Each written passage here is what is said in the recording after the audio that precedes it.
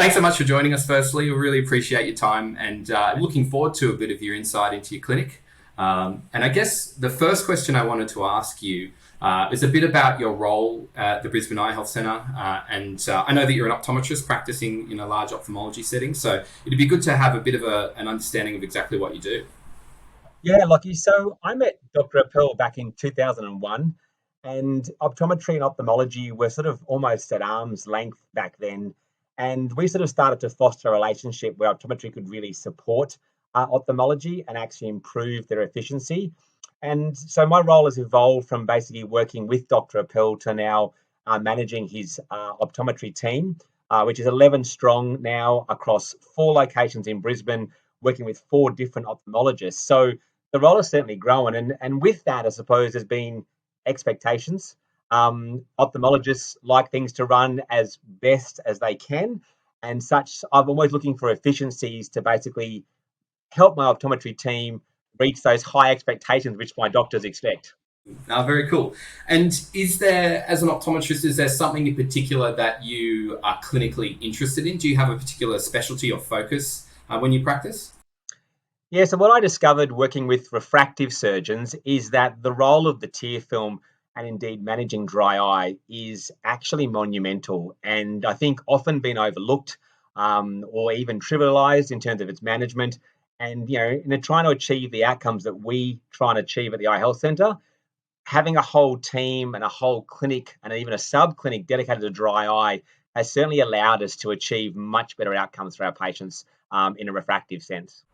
Yeah, great. Yeah, I've seen a bit of your content around some of the specialty tools you use for dry eye, and it's really interesting. I've seen a bit of your work online already, which is really fascinating.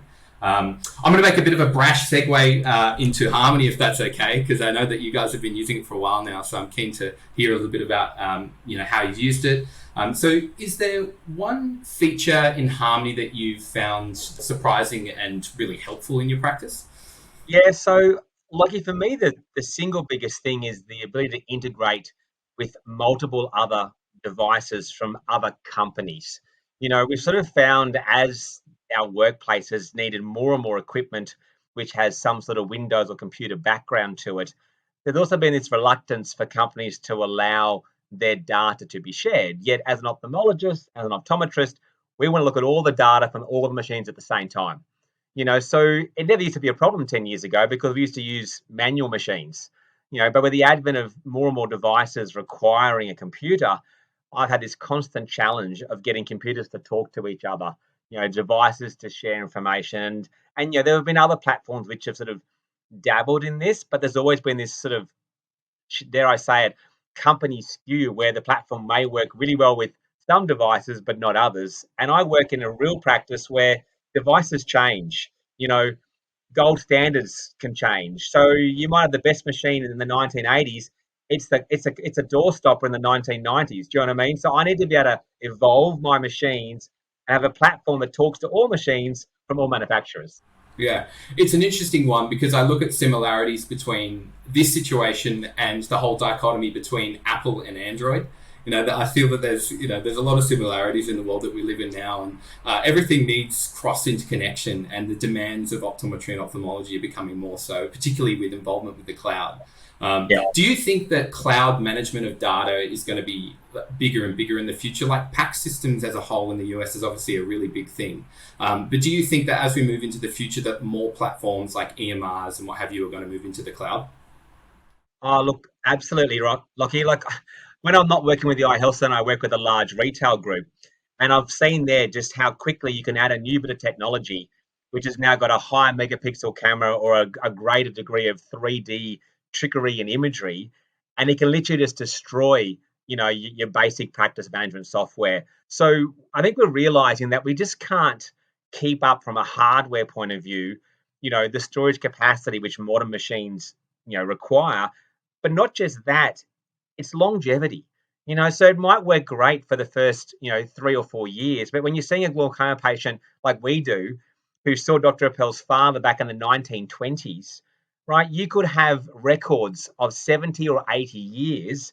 If you've attached to that 10 megabytes of data every year for 80 years, it's going to kill most, hardware platforms. So I think the idea of cloud storage. I think the idea of being able to share it across multiple sites and platforms, I think is the way we need to move with with the way data is being managed. Yeah. So speaking of, I guess, giving everything into the one window is one part of what Harmony can do.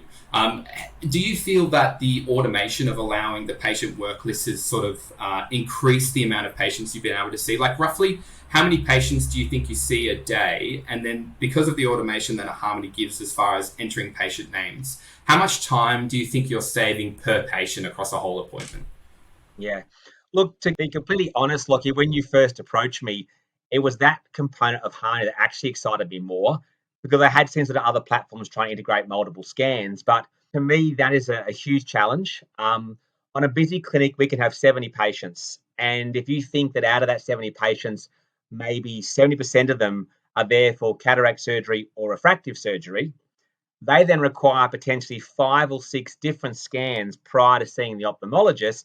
You are entering the patient's name and their birth date 5 or 6 times. So, two things concern me. Firstly, there's a lot of room for data entry errors because you have a human being putting it in 5 or 6 times in different machines. And the funny thing is, some want the surname first, some want the first name first, some want the date of birth, with the year first, others want the day first. So, there's so much room for duplication of records and human error. So to me, Harmony has been incredible in that once the patients are in the waiting room, and the front desk staff have said they're here, every machine in that room will have that patient's data pre-populated, and it will be exactly the same from machine to machine. So the time saving is quite phenomenal. Yep. Awesome. Yeah. And you really avoid that situation where you've got one patient going into the wrong patient file, which could be catastrophic, particularly with some of these disease states that require longitudinal analysis. So it's something that I'm really excited about. So look, thank you so much for providing a bit of your insight into your clinic. We at Topcon here think you guys are doing such a fantastic job for eye health here in Australia, your team and Dr. Andrew Appel. And so thank you again. Thanks, everyone.